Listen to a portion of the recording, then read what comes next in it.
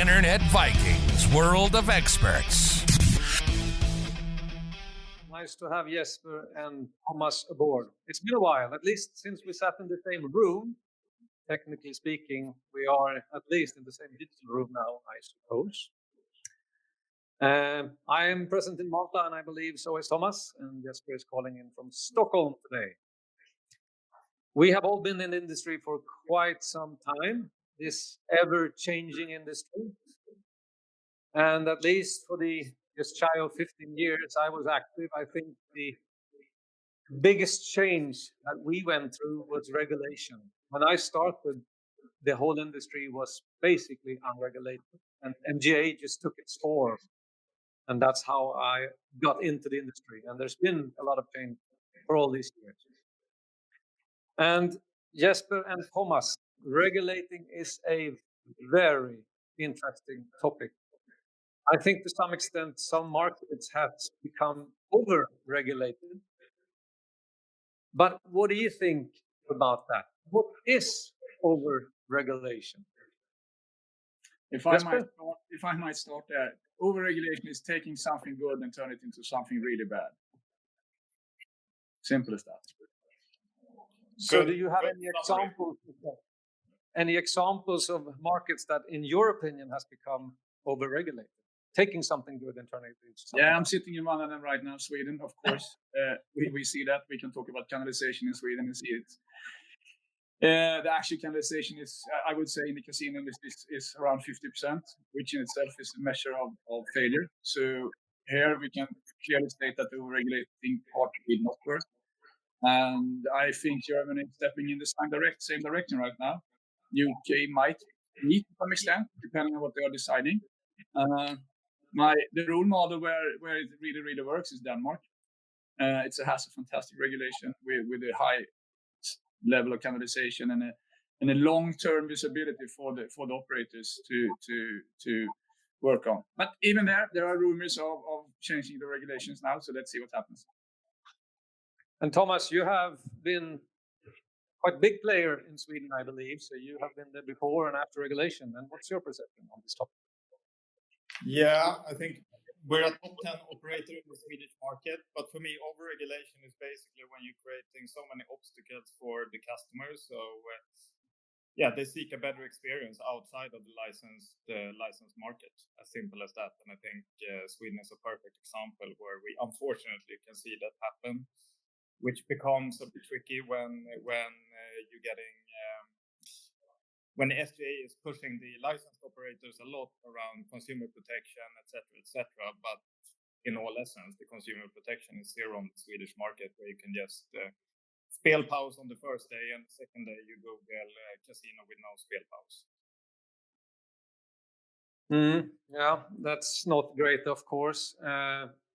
During the early phases of the pandemic, I think there were some additional restrictions imposed in Sweden. Has they been working, in your opinion? They've been working in the sense that they have pushed more vulnerable players into places where they shouldn't be. But I wouldn't say that they have been working as a canalization or a regulation with the purpose of canalization, gambling back into a more controlled environment. On the contrary, they failed that totally. I think to add on what Jesper said, just before the restrictions came in, Boost, which is the trade body of the licensed operators in Sweden, they ordered their own channelization report where they split it up to different verticals, and they estimated the channelization of casino to be 65%, while now, as Jesper said, it looks like at all the numbers that like the channelization is down to 50, driven by the restrictions. So what they are actually doing actively is to reduce the consumer protection. And the interesting part here is that what happens here, let's say that the problematic gamblers are still problematic gamblers. So they will show up in the statistics as problematic gamblers. So they see that, this increased regulation didn't work. We have the same amount of problematic gamblers as we had before. Now we're going to impose even more regulations and just pushing more and more. So David, they're not using the data, and then they're skewing the data if we're going to use it in the future. So whatever happens now we are sitting might sit in a rather bad position unless the politicians are taking some clever advice and actually listen to people that understand this industry. And then I don't mean the three of us; they could ask other people. But why is then the regulation so different, even in between different countries in Europe? I would say it's a landscape that even I have trouble keeping track of. It's like the COVID pandemic, and all the countries try to protect their people in different ways. But why is it so different? This is just gaming, and we've had gaming since, well, the start of time. The dream, of course, would be to have a European regulation, but that will never happen. And then having local regulation, there will always be local differences in how people perceive this problem and this issue.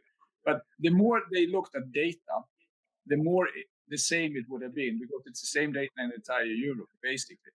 So my short answer to this is the lack of using data. That's why we see so different. Then if you're not using data, you have to use your opinion or your feeling or what's politically correct, etc. And then it becomes differences between the countries. Yeah, and I think to add on to that, it's depending on the landscape so say Sweden, for an example, where you had a lot of operators pushing a lot of TVCs, etc., where you had a lot of complaints from the population, meaning it becomes very easy if you want to run more of a populistic approach of saying, yeah, this is something we need to stop, and then you focus on those areas. So I think that definitely has to do why the approach is different from different countries depending on how it looked like before the regulation as well. And so, I agree with Thomas. I agree with Thomas. And to add on that, it's for a politician, you can't lose hitting on gaming, but you have nothing to gain if you are pro gaming, and that's a problem in itself. That is a very valid comment, I would say. But it sounds like you are, well, by definition, overregulation is not a good thing, of course. But what is then a good regulation in your opinion? What actually works? What's best for the customer? Jesper, you've been working with Svenska Spel and Mr. Green, and those are two quite different companies, at least from that perspective. Yes, but there are good things. First of all, regulation is a good thing per se. We should have a regulated market. That's a good thing, because then we know the rules, we can protect the players, etc., etc. But the good regulation then makes sure that operators are taking responsibilities on one side for not making people to overconsume, to detect problematic gamblers, affordability checks, etc., etc. That's you can impose that in the regulation. And then on the other side, then the regulator also has to make sure that you are actually pushing out the non-regulated operators via payment methods, etc., etc., etc. So a good regulation has a balance. You offer the best games, but you offer them in a responsible way. And you offer them in the way that the players want to play them, but you make sure that the players are not playing them too much. That's a good regulation. And as I said before, all early regulation has been there with a high level of channelization. England, Denmark, Sweden started really well. But then people start to listen to the political winds and the political climate, and then you start screwing this regulation a bit harder and a bit harder and a bit harder. And on the other end, you lose the vulnerable players out to the black market. It's so obvious. Yeah, I think, Peter, to add on to that, I think a healthy tax rate, high channelization, and make sure to take care of the problematic gamblers. I think that's a good summary of what is a good regulation. At the same time, I think it's important also to mention that SGA, Swedish Gambling Authority, they don't have an easy job here, because the problem with the channelization in Sweden is a lot of it has to do with how the laws are written. So they are basically saying it's not illegal to offer gambling services in Sweden as long as you don't have Swedish krona and you don't market yourself in Swedish and so forth. And at the same time, they have not used tools which they probably in the future, where they can also license the B2B suppliers. Because if that happens, we will go from 50% channelization up to plus 80% right away, but probably going steadily up to 90. Yeah, I see. Well, for me, I believe that once you lose the understanding for the rules, that's when it goes problematic. I struggled as a Swede to understand, for instance, when the latest restrictions came about, why they would only restrict online casinos with a deposit limit and not trotting, for example. Why would that actually make a difference? Do you see a difference in between different gaming types? I could see my own bank account because my losses on trotting went like this. Oh, that's good. No, but this is all back to stigmatization. The online casino business is very stigmatized, while the trotting is a part of the Swedish culture. So it's much more easy to gain political points on restricting online casino. And we should also remember it's a fairly small part of the population playing online casino, 7, 8, 9, perhaps 10%. So you're not playing with the masses. But if you go for trotting or football, that would be, then you're suddenly messing with 60, 70% of the population, or 30, 40% of the population. I think the gaming industry in itself has been extremely agile in adapting to this new normal, at least when it comes to the pandemic recently, very quickly. But again, when you see different markets and how they develop, you can take Germany, for example, it is a bit puzzling why they would, for example, restrict live casino, whereas in Sweden, live casino is actually perceived as a good gaming type, as it's a slow type of game. It's not like a slot machine where you can very quickly progress different slots. What's your take on that? Why is, again, the rules perceived so differently? Why are Germans so different from Swedes in that perspective? Why would you? Once again, they are lacking data and knowledge. Yeah, So I don't have anything. if you would put in time boundaries for the amount of spins you could do, would that help to slow it down? No. It would just make it complicated. I mean, I have a brilliant idea. Why don't we ask the winemakers to start making? They're not allowed to make good wines because then there will be less alcoholics. We all know that it doesn't work like that, and it's the same with the game. If a game gets boring, people don't stop playing; they play it elsewhere. And the problem is that those who already have a problem or were predestinated to become a problematic gamblers, they will find their games to play. I think that's very true. That's also why the market is so competitive, because we all know that if it doesn't work, they will go elsewhere. It's the same thing with channelization, right? Yes. You just go elsewhere. That's the digital challenge. So once again, let the players play in a safe and controlled environment. And back to what Tomas said before, to get the players and help the government to help these players with the problem and put standards and demands on operators how to detect them and how to get them to play less, etc. Take them out of the marketing loop. There's so many things you can do. And I think, Peter, to add on to that, and it goes for all markets, all locally regulated markets, to have a close dialogue between the regulator and the industry to actually come up to what is working. Why should we have rules why should we have regulation where so much is up for interpretation and it's basically impossible to read and to understand what they actually? Personally, I can't understand it. Why can't we just sit around the table together and say, so what do we mean here? So take bonuses in Sweden as an example, which came out from the start and it was very unclear. Different operators interpreted it in a different way. And even some of them even asked the regulator, are we doing the right thing here or is this the wrong thing? And the answer was fine. And that's not the right way to build a regulated market long-term and a long-term sustainable market, because the operator in this case, I think, did a very good thing. They asked proactively, we're doing this. Is this okay? Because otherwise we will stop. And the answer is fine. That doesn't create a good environment between the regulator and the industry, which it should be, because the goal should be the same. So in all of this, does MGA, the Malta Gaming Authority, still have a place in the market. This is more or less where it all started. That's when actually you had the first license, at least from a pan-European point of view. But their role, at least in my opinion, is diminishing as we are getting more locally regulated market, which does have very different rules.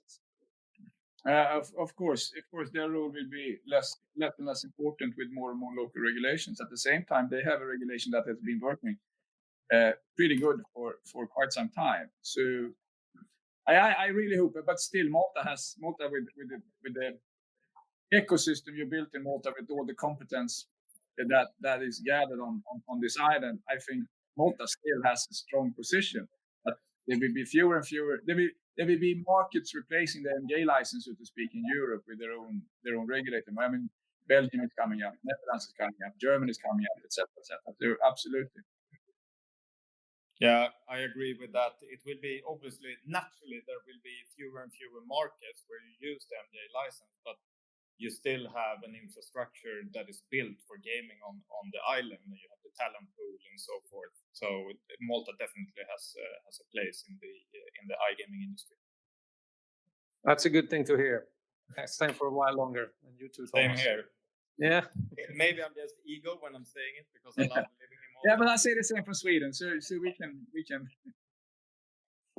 All right, let's leave regulation for now and talk a bit more about marketing and how it applies to this ever-changing industry. Lots have happened. I think that back in the day, the number of slots you offered were actually a USP for an operator. Is that still the case? How many slots can we actually produce, or how many variations of a single slot? I'm not sure how many are produced today, but it's probably in the region of 200 per month or something like that. What's your take on this? And what kind of games should we need to expect in the near future? Yeah, should I go first? Absolutely. You're welcome. Yeah, I think the supply is definitely higher than the demand today, and you know the amount of new slots. I think Jesper mentioned in our prep meeting, it was what did you say, 200 slots per month? Yeah. Per month, which is obviously too many. But I also think that this will kind of self-regulate automatically.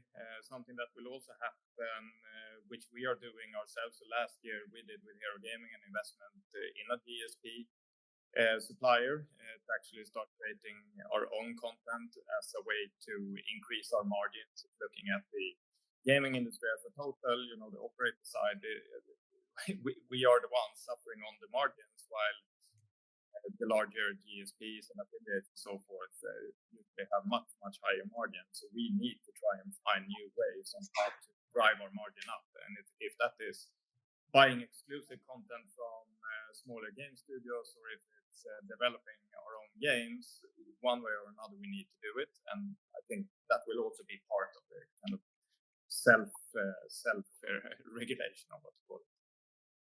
But yeah, I agree, totally agree. There's too many slots to be produced now, and there's I will come back to that later on. But there's a misunderstanding about the Netflix model and gaming.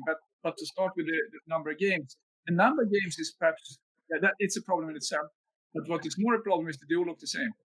It's basically the same, and you see how players now playing it for a couple of spins and then they go to the next one, and they play it for a couple of spins and then they go to the next one. I mean, you have a situation where players not even coming into the bonus round because they get tired and then take the next one and the next one, and it's just flooded everywhere. So, but this will self-regulate. I mean, it's an overproduction right now. This supply, as Thomas is saying, is much higher than demand, and that there are some economical laws that will fix that over time. And we also see the consolidation within the operator industry. That consolidation has now started within the supplier industry. And with larger operators, you have to become larger as a provider as well, because it's this war about margins that Thomas is mentioning. And so we will see there's a trend right now that this I think we see the peak. And also I hope, because this is what Green Jade is, we are doing different games. We are doing arcade skill games, and those are games that totally differs from the slots. It could be a match-free game where you bet on every match, or a puzzle game where you stake on every place puzzle. So it's a combination of a slot or a casino game and a skill game. We have to go that route.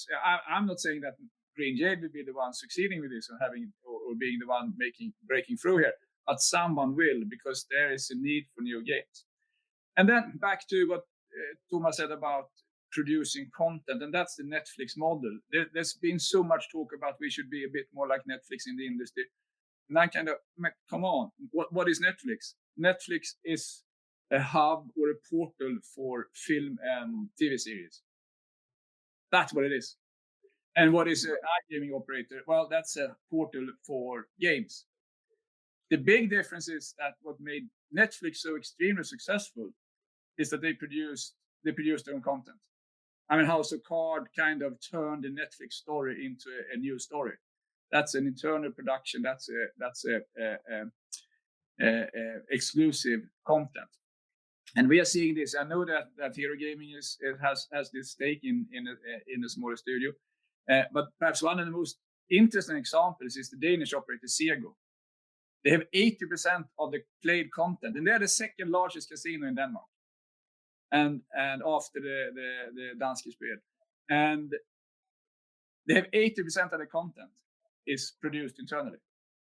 Players love it. Players play it. Their EBITDA margin is 50%. Not 1.5, 50. So, I mean, there is a Netflix in this industry. They call Sego, and of course, more and more we look at this. For me, being on the provider side, at some point, I'm also the chairman in Sego, so I can kind of balance it. But when I look at this from a Green Jade side, that is a challenge, because if every operator is doing this, less and less will take my game. Hence, once again, why we think we should go for the arcade games, because we're going to stand out there. They are a bit more difficult to build. We have a patent based on this, etc., etc. But for the slot industry as such, I think we will see fewer producers in the coming 5 years. Absolutely, producing less number of games. So, Thomas, how do you see that? I mean, obviously, exclusive games is something that would be a USP, but do you have to produce them in-house? Is that how you position yourself? No, but I think it can be a mix. No, the reason why we did the investment we did last year is to basically own the whole value chain and not have a third-party supplier of it. So we have 65% in that company. And it was also due to circumstances with the right person driving it, because I think that is as important to not pretend that you will be best at building games. If you're a good operator, then it should be the right people doing that. But I think it can and should definitely be a mix, because Jesper mentioned the economic laws. It will be impossible to start a normal game studio, try and go to one of the aggregators, raise some funds, and then think that you're going to have a healthy business model.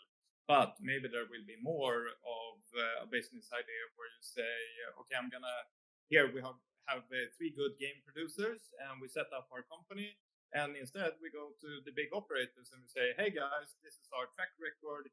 We can build you 10 games a year. This is what we charge. That's a business model for sure. I've seen a lot of operators actually investing and bringing on their own content, but I don't think I've ever seen it being done the other way around. Do we have any known examples of game producers actually becoming operators? No, but that's a really interesting idea. I mean, if you have a fight out there with getting your content placed, even the big ones today have a shorter lifetime or shelf time with the games. And of course, what stops them from setting up an operator and taking the form? They can even run the operator business on zero margin, as long as the games are played on that site. So yeah, it's an interesting form. Let's see how that. I'm not sure anyone will do it, because then you kind of start a war with your biggest customer. So it will probably fall on that. But as an idea, it's an interesting idea. Yeah, let's see what happens in this ever-changing environment. Content, and as such, I mean, that's a way of positioning yourself. And as an operator, when just before Sweden became regulated, I believe we had about 400 brands in that market of 10 million people, which was just silly, to be honest. Obviously, the threshold of becoming an operator was way too low. It's much less today, of course, which is a function of the regulation. But what about positioning? How do you position yourself? If you look at any brand and Google it, it's just about the bonuses, the free spins, not really about the exclusive content. What's your take on positioning nowadays? How do you stand out in this very competitive environment? Yeah, I think it's very, very tricky to say that you come as a newcomer into, use Sweden as an example again, into the Swedish market. You know, it will be very, very tough to build a position on that market. You can say the same in UK. Look at how many who has tried to build that position in the UK market, specifically us from the Nordics. Not that many have managed. You know, the longer into regulation we go, the less big entrances we will see, I think. And then, you know, it goes back to experience. You need to create a product that the customers think is better than your competitors. As simple as that. It sounds simple, but when you're then providing them with the same content, it's not that easy, because the user experience you have surrounding the games is very, very limited. And that part you need to nail, because if you don't nail that, you will have worse retention rates, you can't pay the same CPAs, and you will die. Exactly. So everyone that survives are nailing that one. So we're coming back to the core again, it's content. You need to have content that others, you need to dare to put out content there that others doesn't have, or you just follow. And either you are the leader of the pack by accident, or by being there longer than anyone else, or you are a follower. But if you dare to stand out and do perhaps develop your own content, or take in new content that no one else has, then you might have a chance. And this is also that's also tricky. We have another JV, which is a competitor to Stryktipset, which we just soft launched on our new brand, Swedish Spel. You know, it's also scary in a way when you launch exclusive content, because you don't know, will the players like this? And the punt you need to take to really push that in marketing, you know, that's a big bet. So it's also a bit scary, like, where should you push your marketing? This is working, we have healthy retention rates, etc. Should we now start to push players, or start to try and acquire a new player group, which we don't know if we'll make money on? And I think it's just to be very, you know, honest about the fact that the largest operators, they have a massive advantage when it comes to that, because they can take more, they can fail with more bets than what we can do. And failing is extremely important in this case, because all industries that has been disrupted, they have always been out of the peak. You always disrupt an industry when it is peaking. It's called the sales ship theory. We all know that. When were the sales ships replaced? They were replaced by the steam engine shippers, and this was just when they were at peak. The ships have never sailed faster, they have never been sleeker, they have never had healthier crews, etc. So when you are at your peak, that's when it's time to watch out, because then normally it's a time when you are disrupted. And when you start asking those questions, should we do some more ROI, or should we start doing the conventional branding, marketing, or should we do dare to fail, or say no to that and do some more conventional marketing? That's when an industry or company is at risk of being overtaken. Thank you, Jesper. I'd like to remind everyone that you're free to ask any questions to myself, Jesper, or Thomas at any time, of course. We'll be more than happy to answer, as long as we can. When it comes to marketing, I believe it has evolved significantly since we started. I do remember, before I moved to Malta at least, being bombarded in Sweden with 5 back-to-back commercials, whether it was radio or TV, and they all said basically the same thing: bonus, bonus, bonus, and I couldn't even distinguish in between the brands. That's not the case nowadays. But how do you think marketing has evolved? Today it's digital, more or less, because we don't really do any events anymore due to the pandemic, of course. And where are we going? Where is the opportunity? It ties into your positioning. And what's the challenge? Yeah. Should I go? Yes, please. Yes, please. I think same there. It's when you regulate the market, it also becomes self-regulated when it comes to the marketing, because you don't have that many operators. In UK, yeah, maybe you can have more due to the fact that it has a much larger population. But then you have these massive giants who have such a big market share. But if once again using Sweden as an example, I think you will not have that many more than 20 operators who will be able to market themselves, and then when also the player values goes down due to the fact that you're working actively towards pushing the problematic gamblers so that they are not able to play anymore, that will also bring down the marketing budget. So I think that will become naturally self-regulated, and it has already been that way in Sweden, I would say. Now, I don't live there, so probably Jesper is better to answer. Yes, no, but it becomes self-regulated, absolutely, and we can see or at least what I can see is that the tonality of the marketing has changed. It's less bonus. It's some, of course, but more responsible gaming. I think the industry realizes that you have to take the players more. You can't take them for granted. You can't just buy them cheap and then dispose of them. You have to build longer relationships with the players today. You have to focus on retention. And that's what with marketing. If you go in with bonus, then you will have a low retention.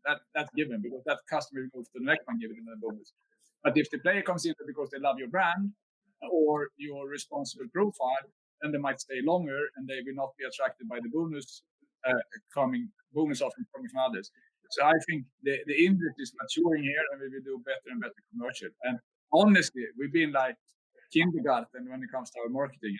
I can say that being in that and being responsible for all these campaigns that we were running, but it has been very, very simple. If you look at the many other markets, that marketing material or those campaigns are a bit more intelligent than what ours was a couple of years ago. But in Sweden, as I said, I see a change. I see this progressing and becoming a bit more robust and thoughtful marketing. We have a question from one of our viewers, Thomas, who's asking around our thoughts about the German license. How difficult would it be for an operator to get in now? And I think I would ask you, Jesper. Mr. Green had a fairly big market share in Germany, and hopefully they still do. What would you think about the German market opportunity now as it's becoming regulated? Oh, I think with the regulation you have, with the very limited marketing possibilities, with limited stake sizes and spin times, etc., if you're not in that market already and have a big chunk of it, it basically uses to try to get there, because the player values are too low and the hurdles are too high, etc. So they're building an oligopoly there among the players that already has a very, very strong brand name, like Mr. Green. And then you have to live with the regulation. I mean, an average, I don't remember those numbers, but the average bet size is probably a bit about the euro, which means that you will now kind of take that down to 50 cents or 45 cents, 35 cents or whatever. And of course, instead of spinning every third second, you're spinning every fifth second. That's not a huge difference. It's more the stake prices that I think because the problem with the spin time is that the game gets more boring. So the big players can probably move somewhere else and play those games somewhere else. So I would, if someone came to me and said, "Yes, but could you help me? I want to launch this new German brand and I want it to be on your board," I would probably say no, because it's kind of it's a suicide mission. But if you have a position, you have a strong brand, and you're long term, of course there will be a lot of players playing, and the market will probably grow as well when it gets regulated and get legal. So once again, yes, if you are there, please go ahead. Difficult market it is. About marketing and licensing, I do find it interesting that some of the regulated markets has actually imposed marketing bans, whether it's total like in Italy or selected like in Spain. That also complicates the benefits of a regulation, I would say, because the whole point of having a regulation is that you can do your marketing freely. You can do search engine marketing, you can do social media marketing, etc. What's your perception on that, Thomas? Because for me, it just doesn't make any sense. Why would you restrict marketing or ban marketing in Norway? Yeah, it's kind of crazy, and I think the reasoning is that you try to solve a problem by putting in more limitations within an area that won't really affect the problem. Because back to the example with if it's only bad wine, will an alcoholic stop drinking wine? No, they will still do it, but the operators who actually run their business in a responsible way, they will not be able to attract more customers because they are limited with the marketing. So it's kind of, I don't get it whatsoever, and I would love to hear the reasoning behind it. Because I would be surprised if there was a good, well thought through reasoning. I mean, I can take it even further, because I would actually argue that there is no correlation between marketing and problematic gambling. Sweden has done this prevalence surveys for the last 30, 35 years. And when we started doing this, the measurement was 2% of the population are at risk, and approximately 0.5% are compulsive gamblers. This is 35 years ago. And the last survey did in the same way, showed the same percent. Actually a bit lower, it's 1.8 or something like that, but that could be a statistical error. Say it's the same level. 35 years later. 35 years ago, we had Lotto, Stryktipset, some scratch cards. Today we have gambling 24/7. We have TV commercials. We have sponsored football clubs, etc., etc. And it's still 2%. So coming there and saying that, you know what, we should ban marketing because that will protect the vulnerable players. It's like, how? I say as Thomas, please explain this to me. Show me the data. Tell me where it comes from, etc., etc. And in my opinion, it's a guess game. I wouldn't be. No, it's just crazy. I think something that it will do now. I don't like conspiracy theories, but naturally, say that if you would stop advertising in Sweden, what that naturally would do, it would be to drive more customers towards the former state monopolies. I'm not saying that's the reason for it. I'm just saying that's very clear, because they will still be able to, they are sponsored all the national teams and stuff like this, which is, and they are exempt. Now, but the companies with the strongest brand names will always win, or grow faster after marketing ban. That's given. But the marketing ban in itself, it's just based on a hunch. It's like Trump in his politics. One day this way, and another day it's another way. So it doesn't make sense. Sorry to say. The whole point, or at least the argument for imposing regulations, is of course to increase responsibility and sustainability, gambling responsibility.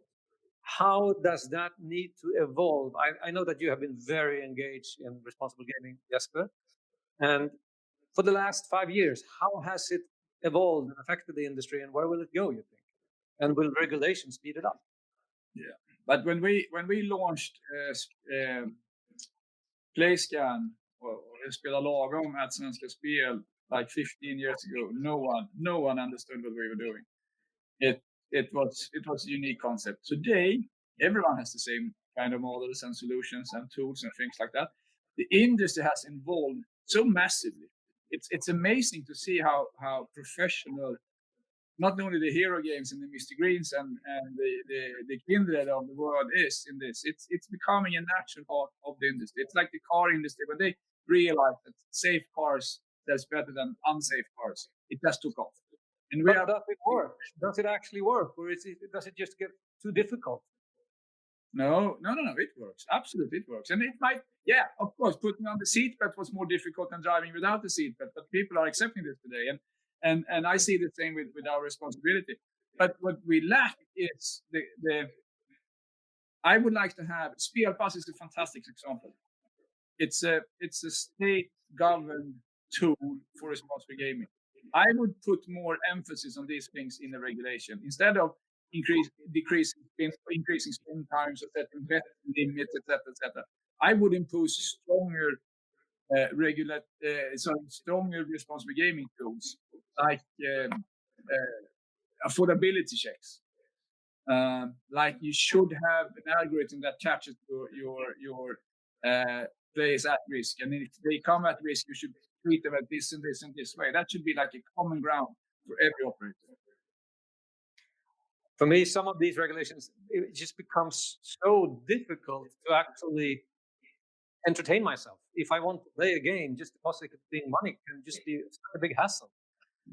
Does that tool really work? The know your customer approach, where you have to provide all kinds of documentation. It's sometimes I could go to Amazon and buy whatever I want today, no questions asked. But I cannot do a deposit without going through a very large process. I agree. Yeah, that's also the political winds, how they are blowing. Either you can accept it or you can try and work against it, and try to work against it in a locally regulated market. I don't think is very smart. So we can obviously compare to any other consumer industry where, say, shopping clothes, overconsumption when it comes to that is a much bigger problem to society than what gambling is. But still, the ice is on gambling, and we need to accept that. And if we don't proactively work with that, and as Jesper said, this industry has come such a long way when it comes to working responsible. If I look at our responsible gaming Slack channel for Sweden in the morning, is just about now these players has been interacted with, and this is the latest set deposit limits XYZ. That's just the name of the game. If you don't like it, leave. It will not change. Exactly. And I just have to comment on. I agree with Thomas 100%. It's the name of the game, but it's quite interesting to see where this comes from, and that this comes from the stigmatization of gambling.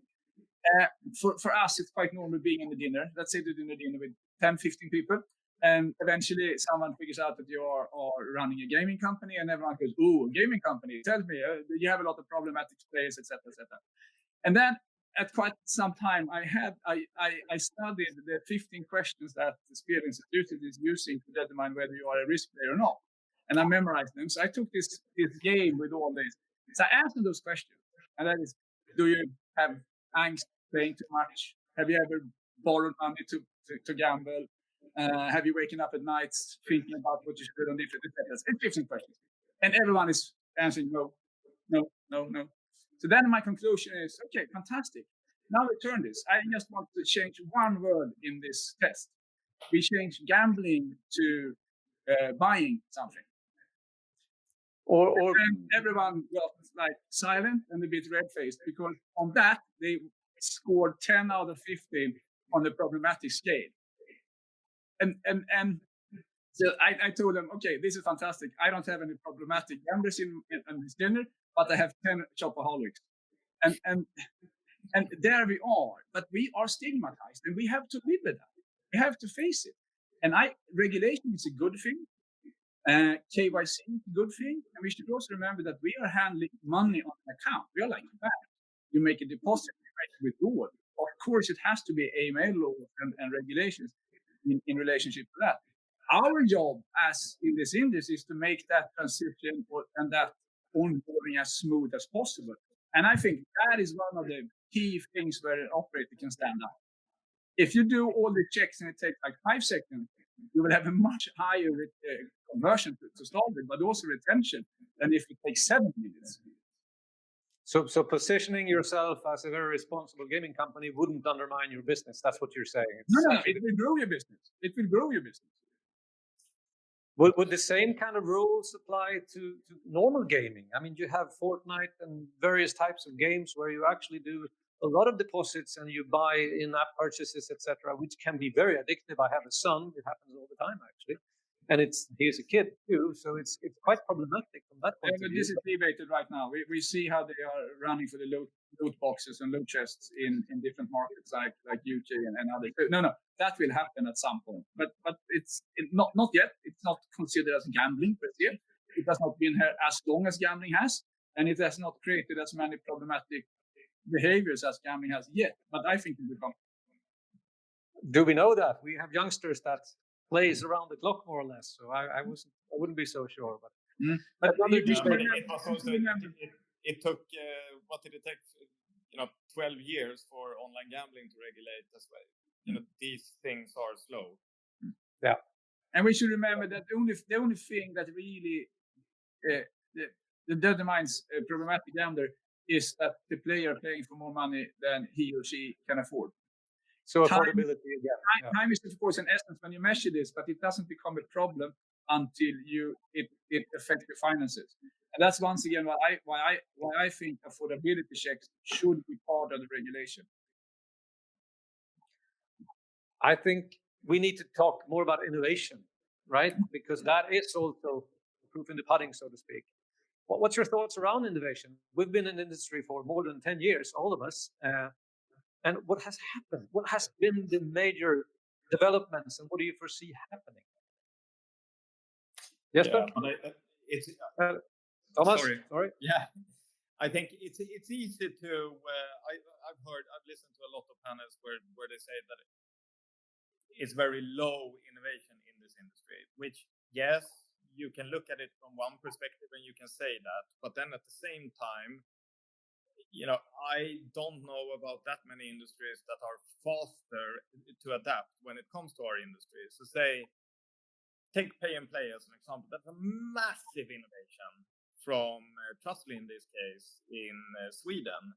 But then how quickly, a whole industry kind of changed into that. And if you were slow, you had massive operators standing in their quarterly reports and said, yeah, we missed the pay and play train, and this is costing us in market share. So it's kind of, quickly changes in that way. And then a lot of it, I think there is a lot of small innovation being driven by the operators on, a weekly basis when it comes to campaigns, when it comes to retention tools, when it comes to gamification. But it's not these like massive innovations. So maybe it's not seen more than from, say, 20% of the players, from our players at Hero Gaming who loves it, but that will never be talked about as an industry innovation. So I think a lot of companies are much better at innovation than what often the talks about the industries. Yes, you have thoughts about innovation? As you know, I have a bit of a different view on this one. I agree with what Tomas said. It's just semantics when I say this. The adaptability is fantastic. The development of this industry has been amazing, but we're talking about iteration, and we are making small steps. We turn them into better and better and better and better and better things. This is probably the most advanced phone I ever had in my hand. It's an iPhone 11, and that's not an innovation whatsoever. That's far from an innovation. The iPhone 1 was an innovation, absolutely, because that totally disrupted it. The total industry. It wiped out Nokia and got other companies to crumble. That's an innovation. Since every iPhone since is an iteration. We are extremely good at that in this industry, and we should continue doing that because that's the cleverest and fastest and safest way to grow. So I'm totally agreeing with Thomas. I would say that pay and play is an innovation that kind of disrupts the payment method, and we haven't seen that many. There are some others, but the thing that I will come to here is that the risk of there's an upside of doing iteration, and that's something we should continue doing. But there's also a risk that someone will come and disrupt this industry. Perhaps not this year, perhaps not next year, but at some point there will be a disruption, and because someone is innovating something that is like, wow, we just move my entertainment from here to here. It's the same in Netflix. Netflix has not innovated anything. They're doing a lot of cool iterations in how they method the viewers and how they recommend the other series and films, etc. But that's also, in my opinion, iteration. But, so we're looking forward. Question of definition. Yeah, it's a business of scale, and Mr. Green was acquired by William Hill last year. and now William Hill is being acquired by Caesars. Is this trend going to continue or speed up things, or what will happen? Will it be driven from the US maybe? What's your thought about that? I think this is a natural step. Where I come from, gambling is business of scale. It started with the big incumbent operators like Svenska Spel, Danske Spel, the German state lotteries, Camelot in UK, etc. They've been there for hundreds of years. And they needed scale because the larger the pot is, the more people will play. Having a lotto pool or a lottery pool of 10,000 krona is like useless. Having a lottery pool of 200 million, wow, then people, you can't miss that chance. So this industry comes from big players, monopolies, or oligopols. And I think it's quite natural that we're going back to that. Not all the way with one state-owned operator per country, absolutely not.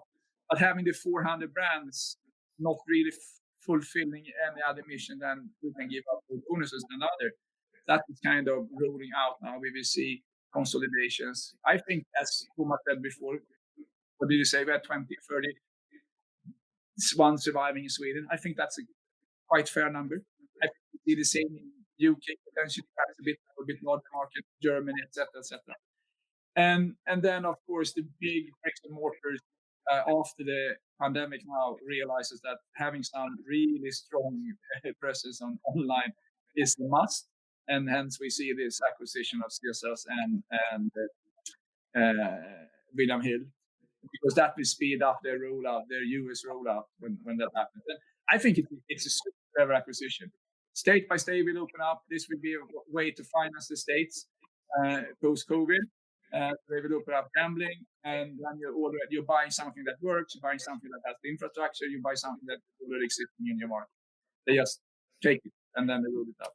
It's brilliant. So do you think the land-based casinos, obviously there's been a huge shift this year from land-based to online, will they ever recoup? Will we see Las Vegas and Macau and Monaco really getting a lot of customers again, and being the resource of gaming?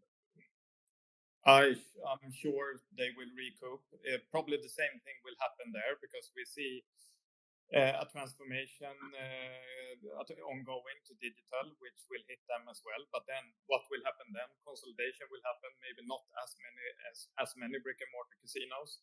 And I think if looking at online, regulation is happening all over Europe, and regulation that only drives consolidation. As simple as that. We have talked a lot about the new normal 2020 due to the pandemic. What is the new normal in iGaming 2021, in your opinion? I would like to remind you also that we're running out of time, so this might be the last question for today. Jesper? The new normal is less opportunities. You can't go from your home country into Europe, and then from Europe to Asia, and then from Europe to Eurasia, and then from Europe to Latin America, and then to US. That is already covered. So I think the new normal is fewer new options, and that will also drive consolidation. So the new normal for the coming 3-4 years is increased consolidation on all levels. Yeah, I agree to that one, and then I would like also just to add that I think, unfortunately, for the coming years, over-regulation is a new normal. That hasn't stopped yet. That will just keep on going, meaning that you need to be smarter strategically. You need to really think about what you're doing and where you're putting in your money and the investments that you're doing. So I think we come from a place where 6 years ago you could invest 100 euro wherever, basically, and you got 120 or 130 back. That's not the case anymore. You need to be really, really smart about that 100 euro. Before we wrap it up, we have a few questions. Let me see. There is a question here from Katie, I believe. What's the most important thing a payment solution should offer specifically to the iGaming industry? Simplicity. That it's easy for the customer. Simplicity. And if you really want to make a difference, you should find a way to do the KYC at the same time. Outsource KYC. I have another question here from Tristan. Outsourced versus insourced marketing. What gives the most bang for the buck for an operator? Depending on the market.